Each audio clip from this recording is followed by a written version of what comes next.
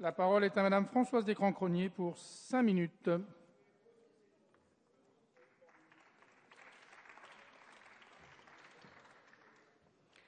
Monsieur le Président, Madame la Ministre, mes chers collègues, le Président de la République et le gouvernement, conformément aux engagements pris pendant la campagne électorale, ont fait de la jeunesse et de la justice deux priorités essentielles, des marqueurs d'une politique nationale basée sur la cohésion et la justice sociale et qui redonne de l'ambition à l'action publique.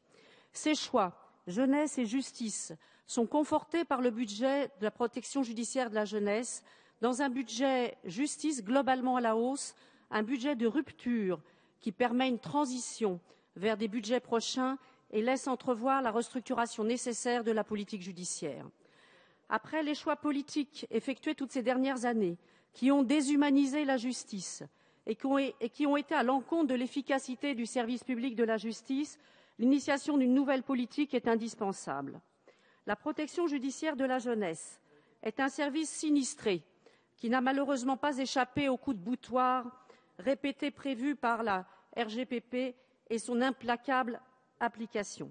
Elle aura coûté quelques 600 emplois à ce service essentiel à la justice qui, malgré tout, continue à offrir une prise en charge diversifiée des mineurs délinquants, loin de la volonté politique de l'ancienne législature et de l'ancien gouvernement de privilégier les centres éducatifs fermés au détriment des autres structures. Donc, dans la droite ligne des engagements pris, la protection judiciaire de la jeunesse voit ses crédits augmenter de 2,4% et traduit ainsi en actes budgétaires cette primauté politique. Les moyens humains également augmenteront de 0,9%, soit 205 emplois en année pleine, ce qui permettra d'inverser la tendance.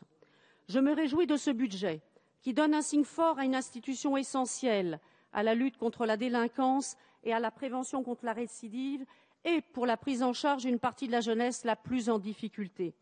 C'est à l'évidence par ce biais redonner le moral et l'énergie au personnel confronté à des missions difficiles, reconnaître son dévouement et son implication. Ce changement de cap de la PJJ doit nous permettre de pérenniser la diversité de l'offre en matière de placement de mineurs délinquants, essentielle pour permettre d'adapter au mieux la réponse pénale à chaque situation. Cela permettra, comme le souhaite le gouvernement, de favoriser aussi la construction de parcours d'insertion. De la famille d'accueil, en passant par l'offre d'hébergement individualisé, aux centres d'éducation renforcés, sans oublier les hébergements collectifs non spécialisés, tels les établissements de placement éducatif, jusqu'aux centres éducatifs fermés, la richesse de ces outils n'a de sens que si elle correspond aux besoins du mineur.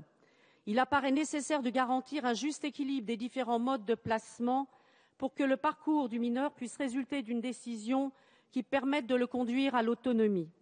Je souhaite insister sur une des possibilités offertes de placement, le placement en famille d'accueil, car il s'avère que ce placement a largement fait ses preuves auprès des publics les plus fragiles, peu enclins à la vie en collectivité, mais souffrent du faible nombre de familles disponibles.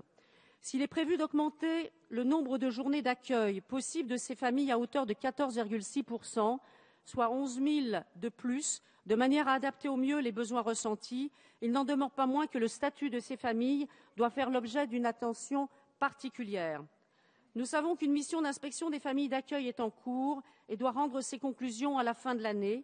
Néanmoins, j'aimerais savoir quelles sont les dispositions envisagées aujourd'hui pour permettre à ces familles d'exercer pleinement leur mission et partager leur expérience.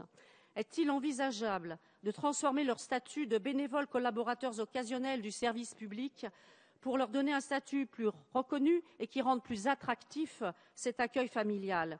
Et en ce sens, je me joins au souhait du rapporteur, mon collègue Jean-Michel Clément. Et je me réjouis dans un premier temps, Madame la Ministre, de voir que vous avez fait passer leur indemnité pour 2013 de 31 à 36 €. C'est un geste fort envers elles. Pour conclure, Madame la Garde des Sceaux, nous avons bien conscience que votre mission est difficile et délicate et votre responsabilité grande.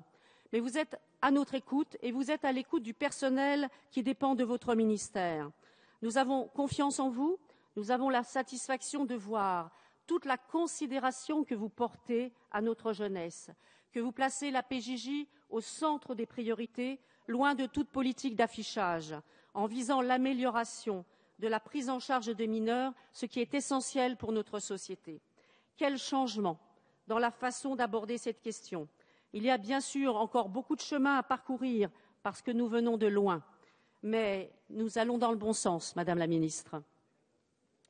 Merci, chers collègues.